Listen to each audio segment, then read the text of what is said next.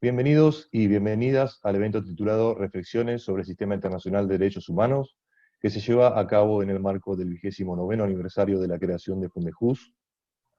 Auspician el presente evento el Colegio de Magistrados y Funcionarios de la Provincia de Buenos Aires, el Colegio de Magistrados y Funcionarios de Trenquelauquen, el Colegio de Magistrados y Funcionarios de Bahía Blanca, el Colegio de Magistrados y Funcionarios de San Isidro, el Colegio de Magistrados y Funcionarios de Azul, el Colegio de Magistrados y Funcionarios de Zárate Campana, el Colegio de Magistrados y Funcionarios de Quilmes, el Colegio de Magistrados y Funcionarios de General Rodríguez Moreno, el Colegio de Magistrados y Funcionarios de Necochea, la Asociación de Magistrados y Funcionarios de La Matanza, la Asociación de Magistrados y Funcionarios de San Martín, la Asociación de Magistrados y Funcionarios de Morón y la Unión de Magistrados y Funcionarios de Lomas de Zamora.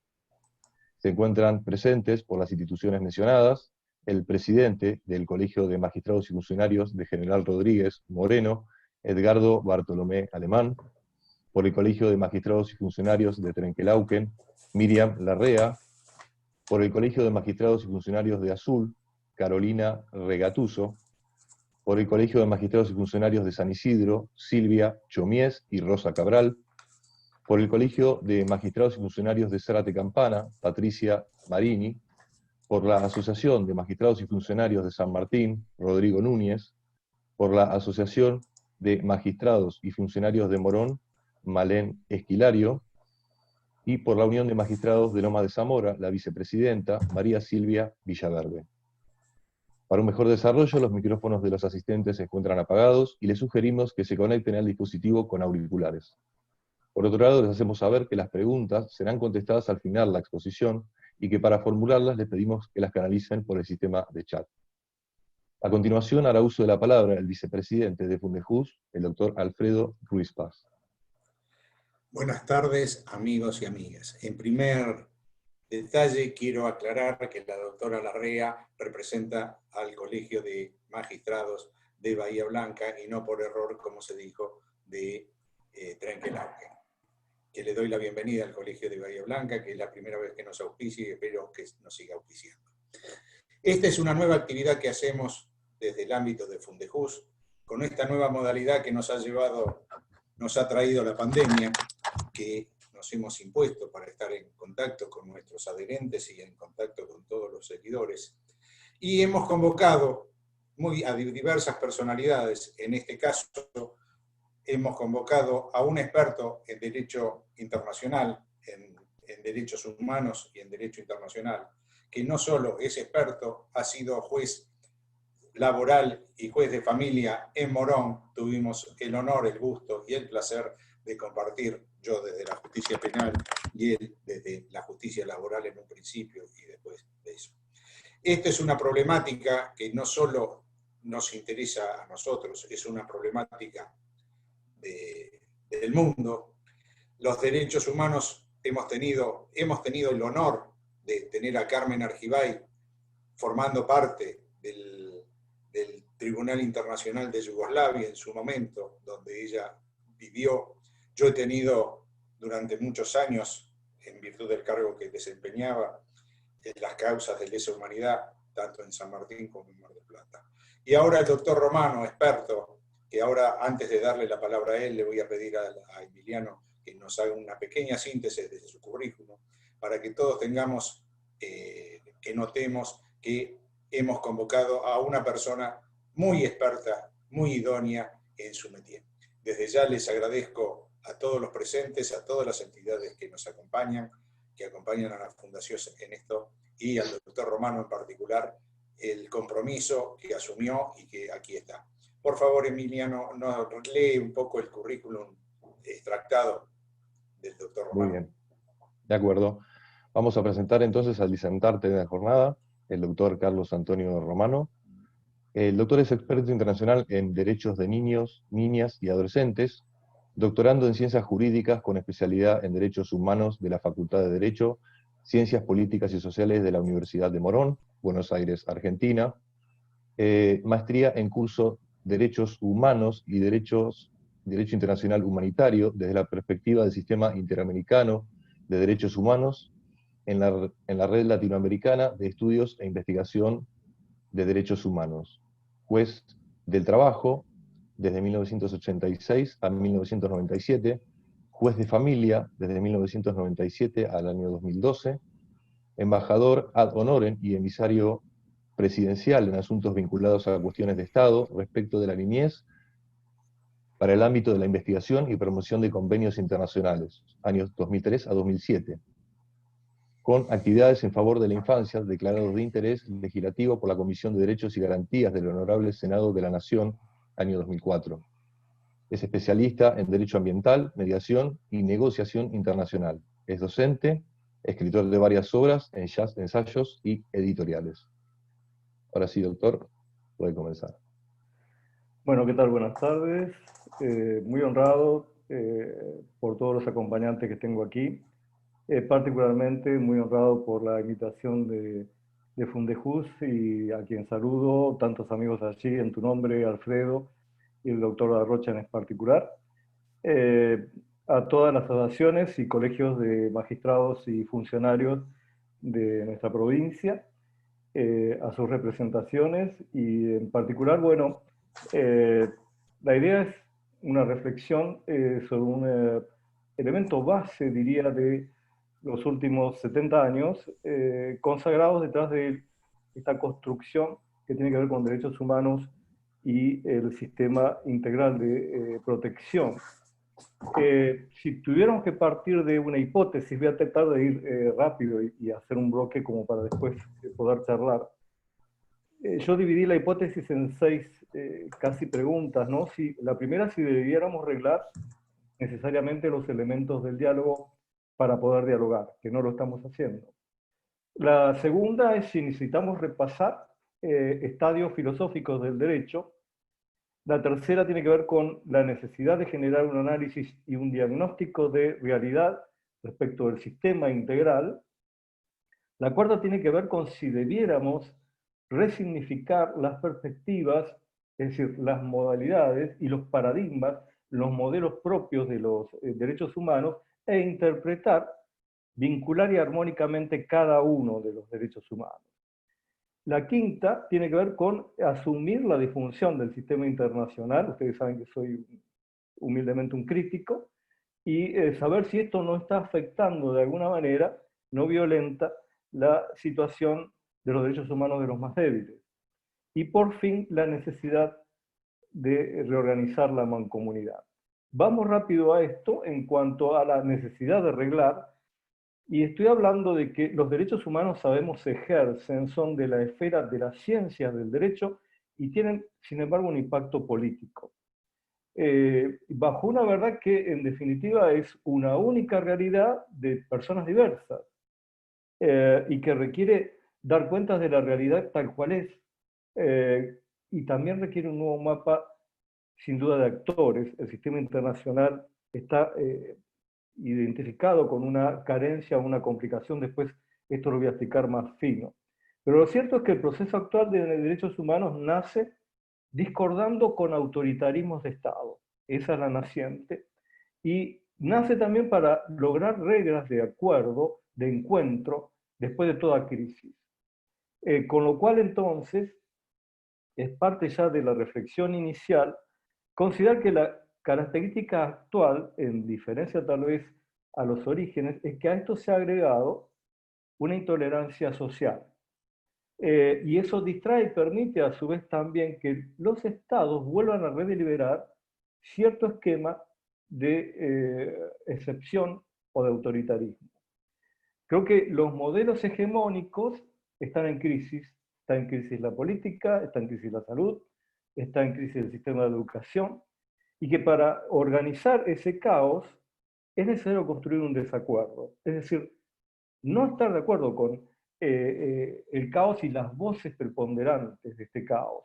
Entonces, comenzar a traer, creo, al sistema, de una vez por todas, las voces de los que nunca hablan. Pero no me estoy refiriendo a ventrílocuos, me estoy refiriendo a niños, a personas mayores, a personas con discapacidad, a personas con diversidad sexual, a indígenas, a personas bajo el índice de pobreza. Traer las verdaderas voces le está faltando al sistema. Por lo cual, fundamental para mí, necesario salir de las brechas. Las brechas siempre fueron funcionales al caos y dejar que sean confusiones de algunos, pero no las nuestras. Por lo cual, tengo una frase de mi libro del 2018, Comunidad Organizada, Niñez y Derechos Humanos, en donde en cierta medida me entro a preocupar por esto y digo, las brechas sociales son un modelo vincular estereotipado, antihumano y antiderechos, instado por el poder económico mundial, a veces tolerado por organismos internacionales y finalmente usufructuado por algunos gobiernos. Cuando estoy hablando de estereotipos vinculados sin autocrítica divergente, estoy hablando de un poquito lo que, para explicarles, lo que puede haber ocurrido ahora en el Líbano con la caída de un gobierno que ya no podía sostener la brecha entre cristianos y musulmanes y estar repartiendo poder cuando en realidad las cuestiones pasaban por otro lado. Me refiero a que todo parece ser una brecha entre republicanos y demócratas en Estados Unidos y que hay estereotipos de brechas que se califican y parecería que no pueden tener una historia divergente entre sí, como sería lo ideológico, el género, el aborto, lo ambiental, por otro lado lo religioso, lo homofóbico, lo patriarcal y lo políticamente conservador. Esas son brechas estereotipadas, por lo cual me lleva a la idea también de repasar cuáles son los estadios filosóficos que nos llevaron a todo esto. Ahora voy a pedir para compartir, si es que ya puedo,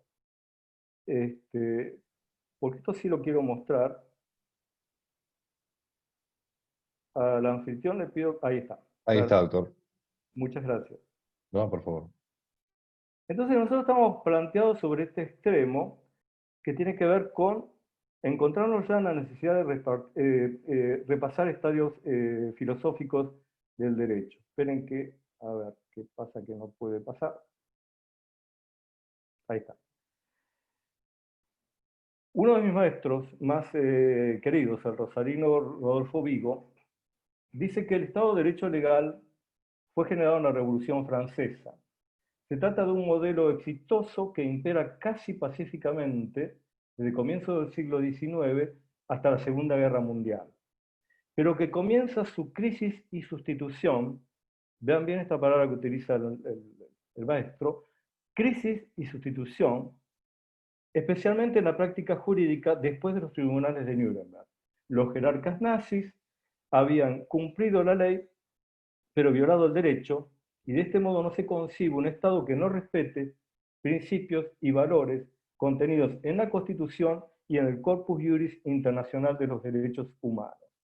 ¿Por qué les estoy diciendo de este reconocimiento de una crisis de sustitución con respecto a lo que ya venía de la Revolución Francesa? Y más allá del reconocimiento exitoso en cuanto a la Declaración de Derechos Individuales y Civiles y Políticos. Indudablemente cambió el derecho. Y lo estoy sosteniendo porque creo que estamos en un principio de cambio del derecho. Luisa Fernanda Lazo Rivera es una alumna de la Facultad de La Sabana, Colombia, de cuarto año, para que tengan una idea. Miren lo que escribió, que lo traigo para reflexionar. Los eventos inesperados pueden tener un impacto considerable, no solo en la existencia de los individuos, sino también de naciones enteras. Según Martin Heidegger, las sociedades modernas se caracterizan por la búsqueda de certezas, lo que ha devenido en la pérdida de un sentido importante para la existencia, esto es la angustia. Como lo sostiene el autor, la angustia posibilita al ser construirse a partir de sí, buscar su libertad. Debido a la pandemia, sabemos que los retos no tienen precedentes, pero que hay algo seguro. Significarán un cambio drástico para las esferas más importantes de la vida social. La alumna me está citando a Heidegger, el padre del existencialismo, con vínculos, era el director en Friburgo en el momento del nacionalsocialismo. Me salgo de aquí, perdón.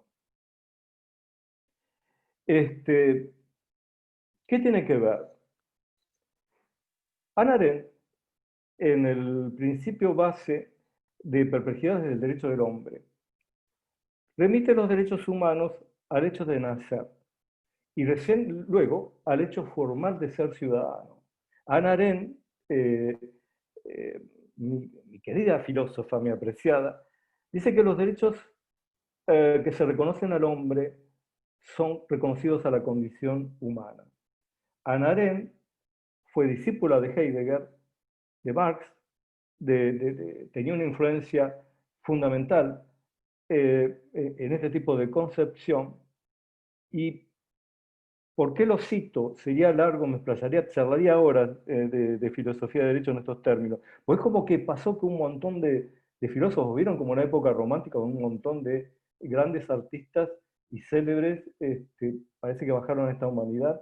En ese momento donde los más necesitábamos, hubo filósofos de toda índole que tenían posiciones divergentes, incluso discípulos que habían superado a sus propios maestros, pero que era habitual analizarlo, verlo. De esa época, Norberto Bobbio, el problema del positivismo jurídico, claro, para Bobbio el problema había sido justamente el excesivo positivismo jurídico. Bobbio, un naturalista reconocido, y planteaba que el fundamento del derecho debe sustentarse en valores principales que no pueden ser objeto de negación por los sistemas jurídicos. Por eso empieza desde los atributos de la persona humana, luego ingresa en el factor de los valores comunitarios y habla de solidaridad, luego habla del derecho internacional, que era la lingua franca, del corpus juris universal que se había formado. Eran todos contemporáneos de la salida de la Segunda Guerra Mundial, está claro, ¿no? Y al fin recién, después, el derecho positivo y el derecho interno. Finis, mi contemporáneo predilecto, dice, no existe una posición normativa entre dos realidades diversas, entre derechos individuales por una parte y el bien común por la otra. ¿Por qué? Porque también hubo todo un replanteo sobre el excesivo individualismo que ya traía la época. Esta separación es propia del pensamiento jurídico y político moderno heredado de Hobbes, que opone el individuo al Estado y la autonomía de las personas a los intereses públicos. De Finis puedo pasar a Levinas. Levinas, si era de la época, era un bielorruso, judío, va a estudiar a Estrasburgo, por eso también es alumno de Heidegger. Heidegger iluminaba filosóficamente el contexto, se enlista en el ejército francés, termina prisionero de guerra, pierde a toda su familia cuando regresa, imagínense un judío prisionero en esa época, y llega a escribir algo muy interesante. Levinas prefiere pensar en la filosofía como la sabiduría que nace del amor. Vieron que no es el amor a la sabiduría, sino el contexto es sabiduría que nace del amor, conforme él plantea. Y eran tiempos en que, cuando uno lo leía, hablar de amor dentro del contexto del derecho, y él empieza a decir que el otro no es capaz de ser conocido si no es relacionado a un encuentro cara a cara. No debe ser nunca objetivado. El tener el rostro del otro frente a uno mismo genera un sentimiento de compromiso. El maestro Levinas desarrolla un contexto especial en cuanto a metafísica del plano social. No había divergencias, y ya para no aburrir, porque reitero, me quedaría siglos con esto, tengo que terminar con una frase de Habermas en cuanto al replanteo de la síntesis filosófica. Habermas tiene hoy día 91 años, nació en 1929, vivió esto muy de cerca. Habermas es el del gran encuentro, así como Levinas era íntimo amigo de Juan Pablo II, Habermas tiene un gran encuentro de debate, él como marxista con Ratzinger, unos pocos años antes de que Ratzinger fuera papa. ¿A qué convergencia voy? La deliberación, el encuentro, la diversidad. Jürgen Habermas dice, existe un vínculo conceptual interno entre dignidad humana y derechos humanos. Acá está el fuerte. No puedo hablar de derechos humanos si no hablo de dignidad de la persona humana. Habermas dice, nuestras convenciones y las sentencias internacionales siguen mostrando un principal apego a la defensa de la naturaleza humana y acuden a una interpretación colectiva del término dignidad. Interpretación colectiva desde lo que significa el término dignidad. Pasamos entonces al otro estamento, perdonen que voy rápido, y estoy preguntando si necesitamos generar un análisis de diagnóstico de este sistema internacional de protección de derechos humanos actual. Ya identificado, voy a partir de la base, la Carta de las Naciones Unidas, 1945, ¿recuerdan? En su preámbulo anuncia que la fe de los derechos fundamentales del hombre procede en la dignidad y el valor de la persona humana. Preámbulo. En la igualdad de derechos del hombre y de la mujer. Es decir, un paradigma que nace sustentado, un modelo, cambiamos de modelo, que nace sustentado sobre el término dignidad e igualdad de derechos entre el hombre y la mujer, 1945.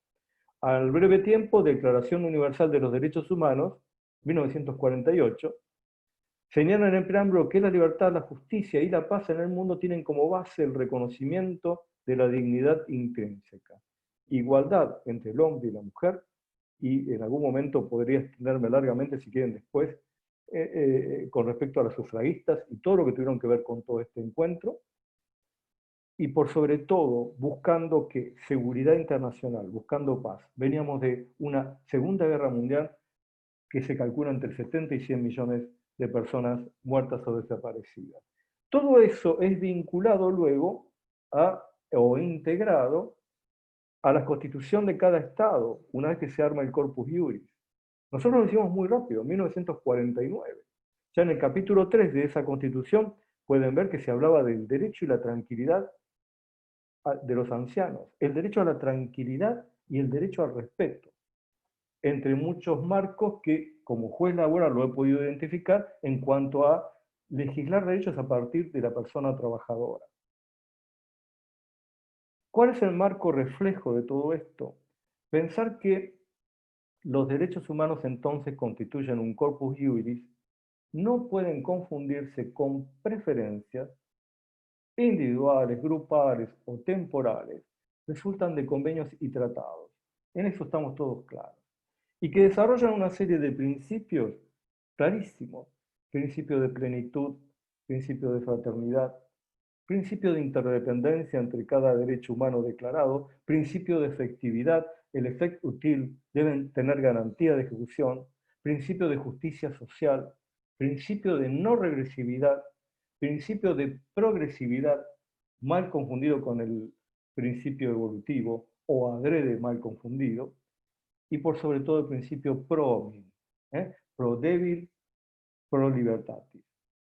Estos derechos, bajo estos principios, se van identificando con lo que llamamos derechos de diferentes generaciones. Y nos quedan en la primera, en los que se venía trabajando mucho, los derechos civiles, derecho al honor, a la igualdad, a la libertad, los derechos políticos, que tienen que ver con la funcionalidad de la democracia en cuanto a poder elegir, ser elegido, derechos de tercera generación, económicos, sociales y culturales, salud, educación.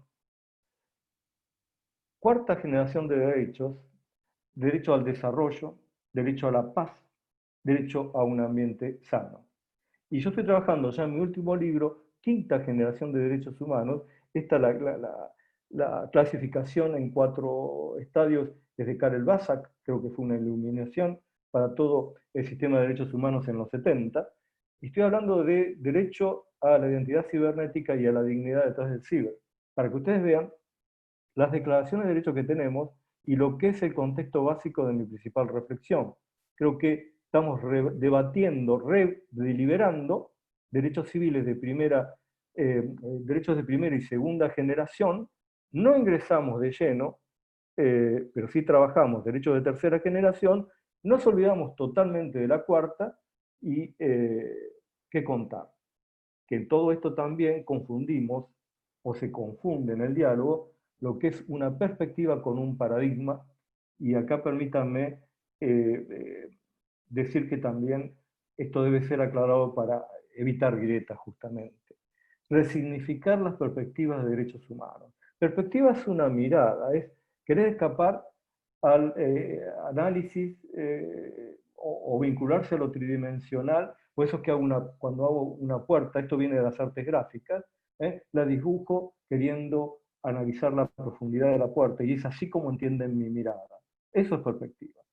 Paradigma, desde luego, tiene que ver con modelo, y a partir de allí voy a volver a compartir.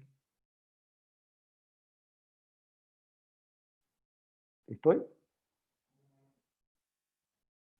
Quiero compartir, ahí está. Esta es la preocupación de los jueces. Se está hablando mucho de derechos humanos y se habla poco de los artículos y las normativas de las convenciones. Los jueces tenemos una formación radicada en tener que fundamentar. Es lo que separa, supongamos, a una ideología de una doctrina o de un credo. Es decir, el fenómeno de la doctrina viene no sé, de enseñar, de analizar, de autocriticar. No se ve especificado ni en ideologías ni en dogmas, y les adelanto también para separarme justamente de esas brechas. Ni ideologías ni dogmas pueden ser condicionantes en la interpretación de derechos humanos. Eso está prohibido terminantemente. Y sin perjuicio, religiones e ideologías son grandes instrumentos de la democracia. Bajo ese respeto, los debo analizar, los debo ver. Pero el Corpus Juris Internacional es un esquema de valores que nació en esa época de la Segunda Guerra Mundial, donde confluyeron perfectamente ideologías de izquierda, ideologías de derecha, religiones, y todas, en cierta medida, todas, en diferentes continentes, como después les voy a mostrar también, apoyaron esta idea de fundar el encuentro del hombre en valores. ¿A qué voy con esto? La Carta de las Naciones Unidas, fíjense, dice que la fe de los derechos fundamentales del hombre reposan en la dignidad, el valor de la persona humana, en la igualdad de derechos de hombres y mujeres, en mantener la paz y la seguridad internacional, y con tal fin analiza tomar medidas colectivas eficaces. Esto es la garantía del derecho declarado. Por eso es que en cierta medida después se refrenda. Sería largo explicarles cómo lo que es la Declaración de los Derechos y Deberes del Hombre de abril del 48 en el concierto latinoamericano influencia en la Declaración Universal de los Derechos Humanos, que es de diciembre del 48, pero lo cierto es que acá tengo un cambio de modelo marcado ya desde la etapa preambular. El cambio de modelo, reitero, tiene que ver con mantener la paz y la seguridad internacional proyectados sobre la dignidad de la persona humana y sobre la eficacia del derecho, que es lo que hoy tengo en cuestionamiento. Esto tiene que ver con entender lo que es un modelo. La Declaración Universal de Derechos Humanos, en el 48, señala también que tenemos derechos a que se establezca un orden internacional. Es un orden social internacional al cual, como el derecho a la paz, del que poco se habla, todos estamos añejados. Y toda persona también tiene deberes respecto a la comunidad. ¿Ven cómo salimos, nos desgarramos? La autonomía de la voluntad sigue existiendo, tranquilos, pero nace un deber de solidaridad que luego no puede ser regresivo ni en la mirada de los jueces, ni en las presentaciones de los abogados, ni mucho menos en la construcción social, política, ya que todo funcionario político es tan responsable de la aplicación de este sistema internacional basado en tratados y convenios que firmaron nuestros abuelos, como lo somos los jueces. El Pacto Internacional de Derechos Civiles y Políticos reposa en el ideal de la igualdad y de la familia humana. Y ya me empieza a hablar, algo que sería largo también sostener desde la Carta de las Naciones Unidas, que mucho se habla, de lo que es la perspectiva familiar. Y me toma familia humana en consideración de perspectiva, no de paradigma, y hay una gran confusión también de la brecha. Si los padres de nuestros abuelos, para algunos, o nuestros abuelos, hubiesen escogido una forma paradigmática familiar, sin duda hubiesen sostenido su idea sobre el esquema macrofamiliar. No se olviden que ellos venían de construcciones y estructuraciones de estados que habían sido caprichos de nacionalismos y que han ido contra los clanes y tribus y con todos los padecimientos que eso significa para la persona humana, el desprenderse. Creo que en nuestro ADN todavía tenemos esa preocupación de la persona dejada atrás. Pero lo cierto es que en el Pacto Internacional de Derechos Civiles y Políticos, en el artículo 24, ya se empieza a hablar de todo niño, que tiene derecho sin discriminación a medidas de protección, tanto por parte de su familia como de la sociedad y del Estado. Y nace también la idea del trinomio, ese vínculo entre familia, sociedad y Estado. En ese orden, nunca fue variado en la historia de la humanidad ese orden en esta interrelación. Luego viene a la par, en 1966, porque estoy hablando desde el concepto de la perspectiva y de los paradigmas, pero lo quiero hacer ordenado. El Pacto Internacional de Derechos Civiles, Económicos, Sociales y Culturales. Vean lo que dice. Los derechos se desprenden de la dignidad inherente a la persona humana. Estoy insistiendo mucho en esto porque saben que tenemos cuestionado el artículo 3 de la Convención Americana de Derechos Humanos sobre Personalidad Jurídica en cuanto a la desaparición de niños del ordenamiento jurídico, pero también en cuanto a la concepción de la persona humana. Entonces, cada Estado miembro se compromete, como en todas las convenciones después, al máximo de sus recursos, y miren, apelarán lo que carezca la solidaridad internacional. La solidaridad internacional tiene que ver con una construcción que después se decomisa, y es que, la verdad, había 4 o 5 estados que tenían dinero para hacer una sociedad internacional. Se sabía que los otros eran pobres y que con lo que iban a la mesa era con las ganas de estar juntos, nada más. Pero la solidaridad internacional es sin duda la base esencial de ese paradigma, que también, vuelvo a decir, adoptará medidas de protección, asistencia a favor de la niñez toda. Perspectiva familiar, perspectiva niñez. Artículo 10 del Pacto Internacional de Derechos Económicos, Sociales y Culturales. Otra vez, se debe conceder a la familia la más amplia protección y asistencia posibles, especialmente para su constitución y mientras sea responsable del cuidado y educación de los hijos a su cargo. Y se está hablando de proteccionar a las madres durante el periodo de tiempo razonable relacionado antes y después del parto. Y se está hablando ya de la licencia, de la seguridad social, un montón de temas que yo siempre digo. Fui un juez de familia feliz del fuero al que pertenecí por las cosas que vi. Y fui un juez laboral feliz porque arranqué el esquema de derechos humanos desde los principios que me dio el derecho laboral. Luego vienen las perspectivas también funcionadas detrás de la Declaración sobre el Progreso y el Desarrollo en lo Social, del año 69.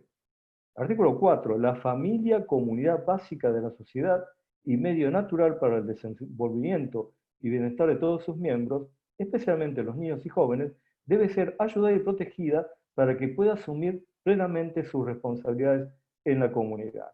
Perspectiva familiar. Y luego, 1969, nuestra querida Convención Americana de Derechos Humanos, que saben que lo establece en el artículo 17, siempre en ese orden de relación. Es el Estado el que debe proteger a la familia, no son las familias las que deben trabajar para el Estado. Y en el caso de que el Estado falle, es la sociedad la responsable. Les digo porque hay mucha duda también en este marco dentro del campo de la educación. Por fin, y dado que se había declarado la igualdad de derechos entre el hombre y la mujer, pero no se le había dado garantía de ejecución, no había fe útil, claramente, por suerte, la Convención sobre la Eliminación de toda la forma de discriminación y la mujer nace con un preámbulo ejemplar. Habla de la máxima participación de la mujer en igualdad de condiciones con el hombre en todos los campos, como una condición indispensable para el desarrollo pleno y completo de un país, el bienestar del mundo y la causa de la paz. ¿Qué tiene que ver por qué el bienestar del mundo y la causa de la paz?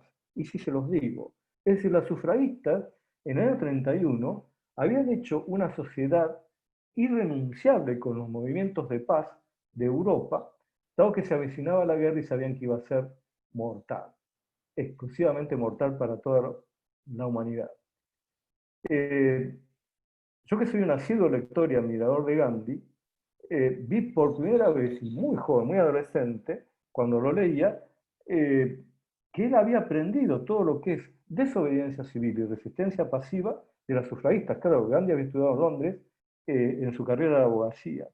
La preocupación por un mundo en paz y desarrollado es base esencial del movimiento colectivo de la mujer, que se traduce claramente en CEDAW en el párrafo 12, como recién vieron. Porque allí en 1979, en el párrafo 13, se dice, teniendo presente el gran aporte de la mujer al bienestar de la familia y al desarrollo de la sociedad hasta ahora no plenamente reconocido, la importancia social de la maternidad y la función de los padres en la familia y en la educación de los hijos. Eso, señores, es perspectiva de género, perspectiva familiar, perspectiva niñez, arrancando, y perspectiva de género. Ningún derecho va contra otro derecho humano. Ninguna perspectiva puede ir ni por razones religiosas, ideológicas o por la que fuera, en contra de la otra. Si no, no estoy haciendo derechos humanos. La CEDAW habla de que el fortalecimiento de la paz y la seguridad internacional, el desarme general y completo, y en particular el desarme nuclear, ve cómo hay un vínculo relacional con encontrar la paz sobre la faz de la Tierra. Desarme nuclear, lo estaban hablando en el 79, principios de justicia. La realización de derechos de los pueblos sometidos a dominación colonial y extranjera. Esto es un movimiento de vulnerables en su momento que encuentra la equidistancia y se incorpora al desarrollo pleno de la humanidad y todos los demás vulnerables. Hasta que por fin ya nos estamos arrimando, y empiezo a apurar un poco, al paradigma niñez, desde la perspectiva niñez al paradigma niñez. Ustedes saben que, ahí estoy citando el caso de Mary Ellen en 1874, violentada y maltratada, que es acogida por una legislación sobre maltrato animal. Por suerte, después la Declaración de Ginebra del 24, la Declaración del Niño de 1959, tomadas ambas como elementos para que nazca el paradigma de 1989, y mire, teniendo presente la necesidad de proporcionar al niño una protección especial, reconociendo que el niño, para el pleno y armonioso desarrollo de su personalidad, debe crecer en el seno de su familia, en un ambiente de felicidad, amor y comprensión. Ven cómo juegan las perspectivas, ven cómo juegan los derechos, armónicamente, no se enojan entre sí. Esto después es revalidado en 1988 con el Protocolo de San Salvador, en Colombia, y dice que la familia debe ser protegida, en San Salvador, y Nicaragua, y en la República de El Salvador, por Dios, estoy mal, y debe ser protegida por el Estado, quien deberá velar por el mejoramiento de su situación moral y material. La creación de un ambiente sano, estable y positivo, en cuanto a donde los niños, por eso es perspectiva de orientación, para desarrollar los valores de comprensión, solidaridad, respeto y responsabilidad. Por fin, un año después de la Convención de los Derechos del Niño, tenemos las directrices de REAL. La familia es la unidad central encargada de la integración social primaria del niño, los gobiernos y la sociedad. Y debe tratar de preservársela tanto en la integridad familiar como que, otra vez, el Estado es el que debe velar por el núcleo familiar. Refrendado luego, como deber de Estado, en la opinión consultiva 17 del año 2002, y por fin, en esa misma opinión consultiva, el concepto de vida familiar, que dice que no está únicamente reducido al matrimonio y debe abarcar otros lazos familiares, de hecho, donde las partes tienen vida en común por fuera del matrimonio. Hablar desde una perspectiva, desconociendo la instancia de la otra o confundiendo la otra, yo creo que ha sido un duro margen para nuestros vulnerables en todo este marco. Siempre se habló de perspectiva macrofamiliar cuando se habló de familia, y el planteamiento esencial tiene que ver con que esto también fue integrado a las distintas regiones del Sistema Internacional de Protección de Derechos Humanos, y perdonen que tengo que ir rápido, saben que el Convenio Europeo es de 1950 y que en 1998, cuando se integra por protocolo 11, el trabajo esencial de la comunidad europea fue seguir trabajando muy fuerte en los derechos de primera y segunda generación.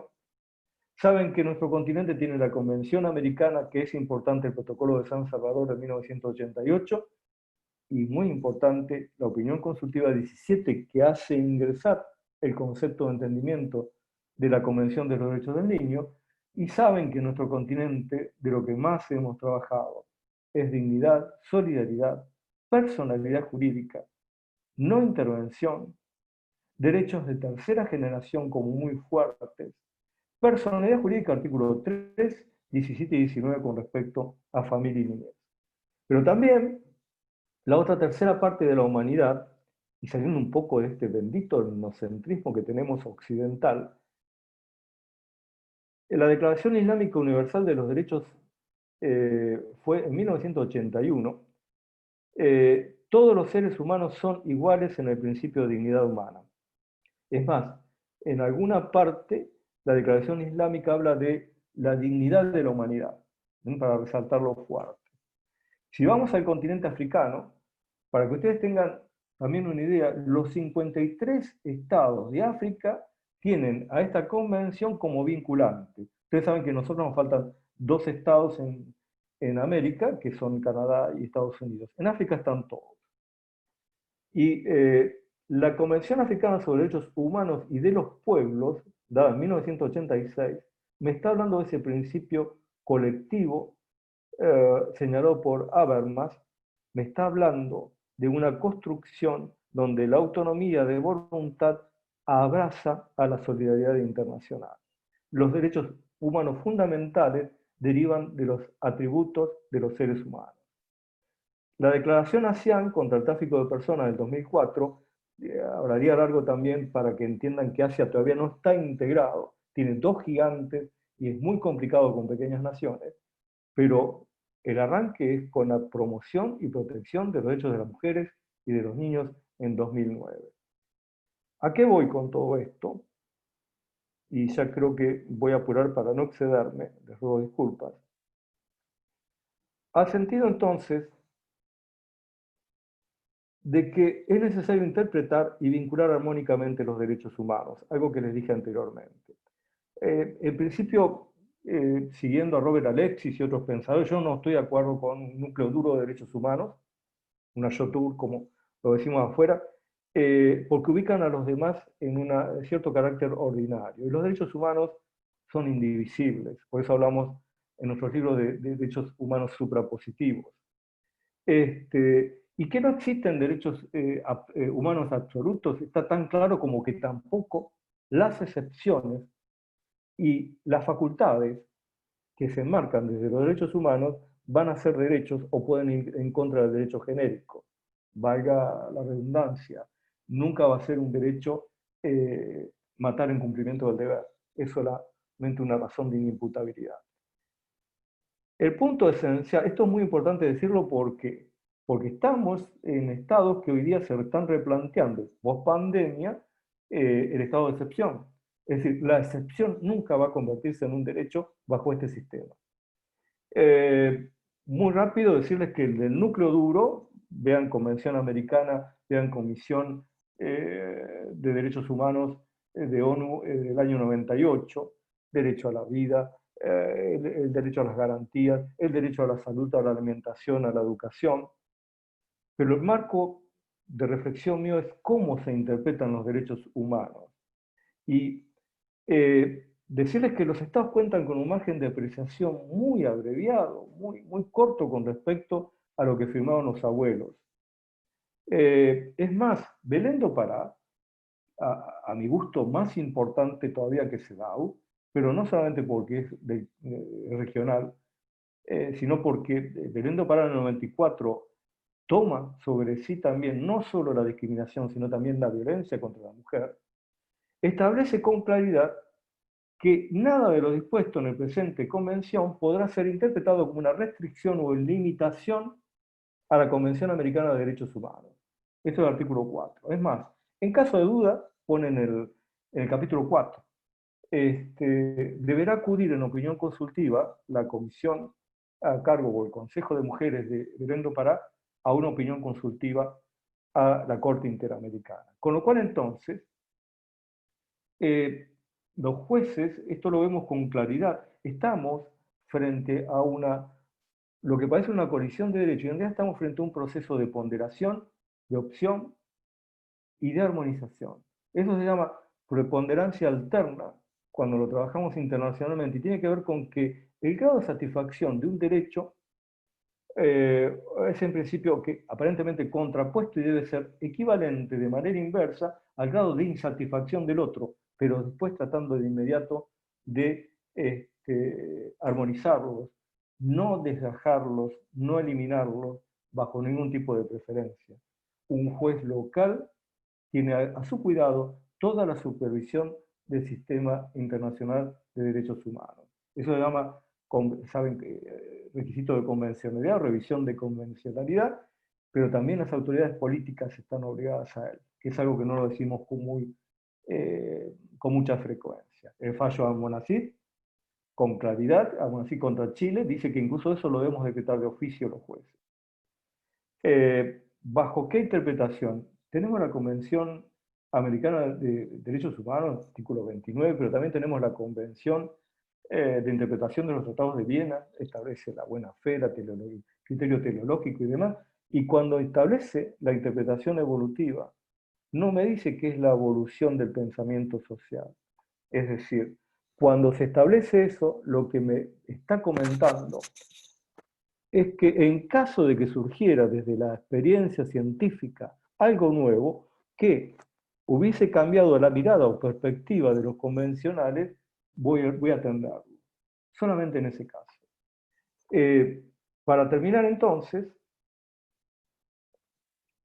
les voy otra vez a proyectar. Para terminar entonces, vamos a ir a lo que implica. ¿Estoy proyectando? Se me piantó en la auricular. ¿Estoy proyectando o no? Ahora sí. No, doctor. No. Ahora sí. Ahí está. Volvemos a la hipótesis. Reglar elementos para poder dialogar, repasar estudios filosóficos, la necesidad de un diagnóstico. En Derecho Internacional Humanitario es fundamental cuando lo vemos o actuamos en zona el diagnóstico de realidad. Si deberíamos resignificar o no las perspectivas, si debemos asumir que existe una disfunción del sistema, es lo que vamos a tratar ahora. Y de paso también la necesidad de declarar la emergencia para reorganizar la mancomunidad. La Declaración de Oslo de 1997 fue la última llamada a una reunión de expertos para tratar una convención sobre el derecho a la paz. Les recuerdo que el objeto base de la Carta de Naciones Unidas y la Carta Orgánica, tanto como la Declaración Universal de Derechos del Hombre, hablan del derecho a la paz de toda persona humana y lo ven como un deber. Pitek, con claridad, Pitek es un gran desarrollador de esto, dice, surge de algunas fuentes que durante los 5.000 años de historia humana, cerca de 14.000 guerras causaron la muerte de 5.000 millones de seres humanos y que durante los últimos 3.400 años no ha habido en el mundo más que 250 años de paz general. Vean la fecha. OEA, 11 de septiembre del 2001. Estaban reunidos, por supuesto, en Washington, mientras que el desastre ocurría muy cerca. La democracia no se puede concebir si no existe paralelamente un régimen de protección de derechos humanos. Y exhorta justamente a todos los estados a estar bajo el sistema interamericano y a la competencia contenciosa de la Corte. Me tocó actuar, saben, en Medio Oriente en aquella época y es en donde empecé a vislumbrar la disfuncionalidad, porque estaba hablando de razones humanitarias que indicaban que habría que adoptar medidas para estatus de refugiados, para personas vulnerables, y que esto pasaba de largo, como sabemos que pasó de largo el invadir Irak sin consentimiento del Consejo de Seguridad, como no debe pasar de largo, que allí murió, les digo porque estaba justamente también en zona, el alto comisionado de ONU, Viera de Melo. Asesinado, por supuesto, por eso lo anoto. Esto es de la protección de la niñez en el manejo de la paz de Naciones Unidas, volumen 1. Llega una parte que dice, conflictos, declaraciones, tratados, intervenciones. Lo cierto es que el Concierto de Naciones ha prohibido las guerras desde el punto de vista legal, a la par que reconoce también en el hombre al mayor depredador del planeta. La industria armamentista continúa detrás de un liderazgo económico al frente del narcotráfico y de la trata. La estructura político-económica mundial condiciona poner límites a la degradación climática y escasez de recursos. Nunca los asume bien temprano en su agenda, ni condicionará por ella utilidades en el mercado. En tanto, la agenda sobre el material de protección de derechos humanos continúa su emergencia en otra realidad de la discriminación. ONU 2010. ONU 2019. El secretario general de Naciones Unidas, en la apertura de la Asamblea 73, esto fue el 25 de septiembre del 18, dice, un mundo caótico donde las relaciones de poder son poco claras.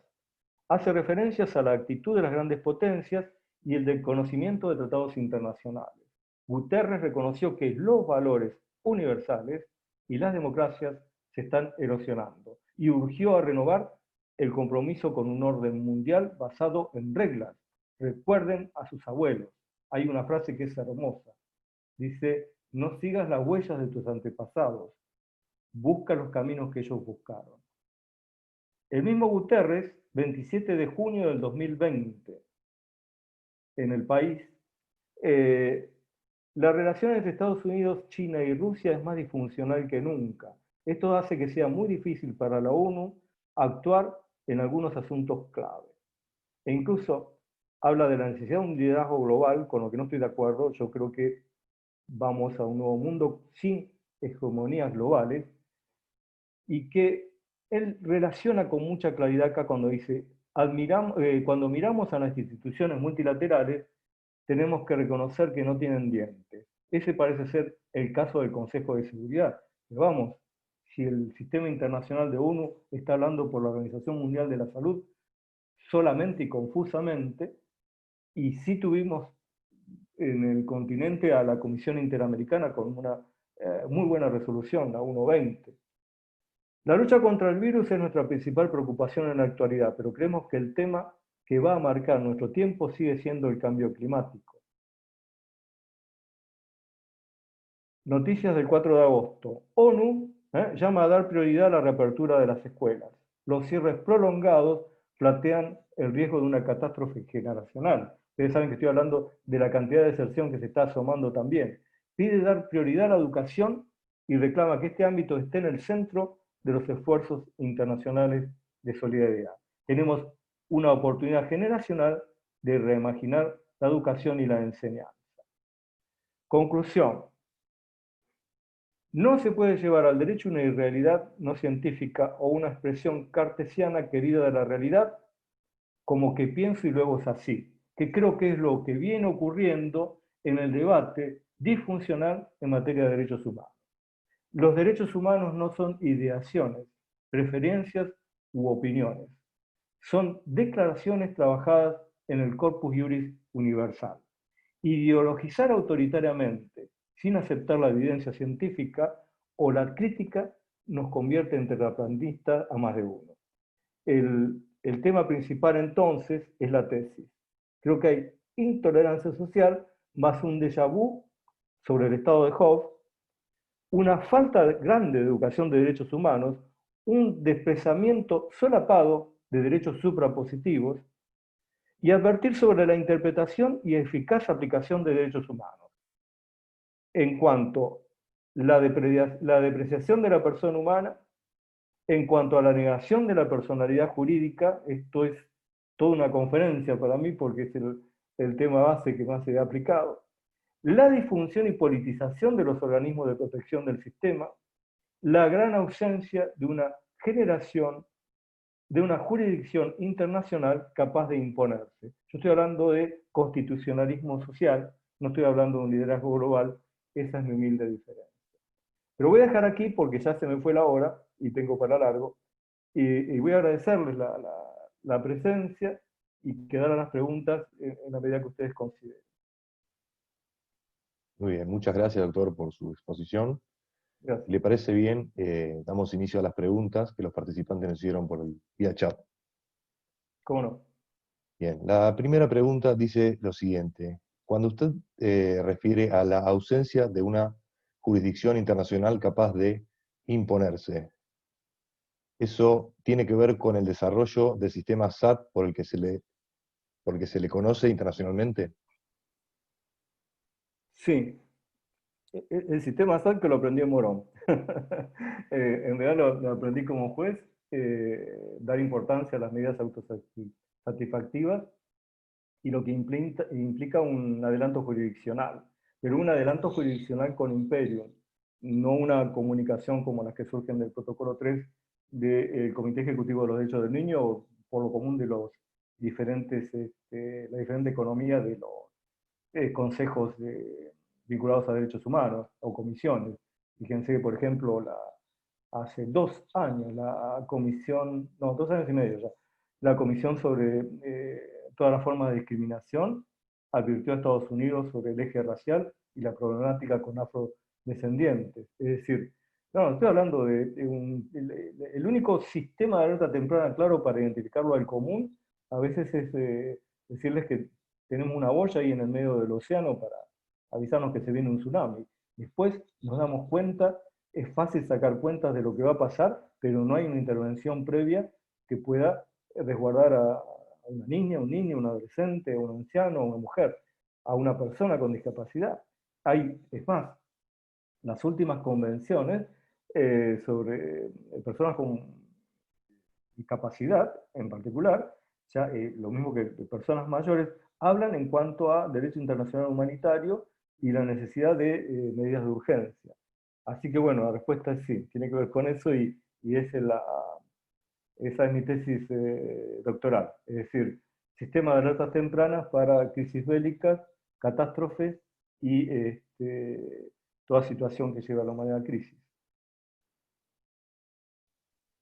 Muy bien, muchas gracias, doctor. Hay una pregunta más que dice lo siguiente. ¿Podría agregar algo más al respecto a la calificación de brechas sociales como un fenómeno disruptor del sistema internacional, lo que fue citado al principio de la charla? Hay algo que es disruptor, que tiene que ver con que la política muere cuando todo es política. Es decir, para decirlo de otra manera, con las brechas, el problema es que no parece nunca haber centro y, ya digo, no hay verdades, sino solo versiones por lo común, y estoy hablando de los dos lados de la brecha. No hay hechos, sino solo deseos contrapuestos. Sí, me preocupa eso, y creo que hay que tomar muy en cuenta Beirut, Beirut a partir de lo que todo está ocurriendo, porque lo que pude ver ya desde 2003 cuando estaba en misión en Medio Oriente, era lo mismo que veía en Morón y en todas partes, es decir, la israelíes, palestinos, esto, lo otro, y realmente yo creo que son un gran retraso y no dejó andar el sistema. Creo que son 70 y pico de años de gran fracaso. Es decir, el objetivo radical pensado por los filósofos de la época era sin duda arribar, por lo menos en estos términos, a una convención por la paz, a una convención por el ambiente sano y a una convención por el desarrollo de los pueblos, y es lo que nos falló y es la manera en que nos cuesta también esto emprender la pandemia. Muy bien, doctor. Muchas gracias. Hay otra pregunta que dice lo siguiente. Desde la perspectiva de que no existen derechos humanos absolutos, ¿sería jurídicamente viable admitir la aplicación de algún límite al principio de progresividad en casos particulares, en especial en periodos de emergencia como los actuales que asolan el planeta? El principio de progresividad tiene que ver con el nacimiento de nuevos derechos. Por eso estoy hablando de derechos detrás del ciber. Imagínense si hubiésemos tenido un mejor desarrollo en cuanto a la identidad cibernética y en cuanto a la dignidad detrás del ciber, los cuidados que habría con todo el fenómeno de las redes actuales, o incluso hasta para poder notificar sentencias, que también he visto, lo han reparado, por lo menos en mi caso, los jueces de la provincia de Buenos Aires, en cuanto a generar protocolos de urgencia. En realidad con esto, ¿a qué voy? Que progresividad no es no regresividad. Es decir, la base esencial es, acá hay un paradigma, hay un cambio cultural, hay un cambio de modelo y no volvemos para atrás. Ese era el pensamiento filosófico completo de todo lo que era el marco de pensamiento, fuera ideológico, religioso o de qué se trataba.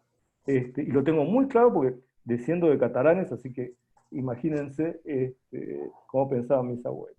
Ahora, funcionalmente, yo creo que frente a eso estamos frente a un fruto cartesiano de aristócratas que piensan, en donde la verdad parece que no es la verdad, en tanto no se confunda con alguna afirmación de alguna autocracia que gobierne ocasionalmente en algún estado.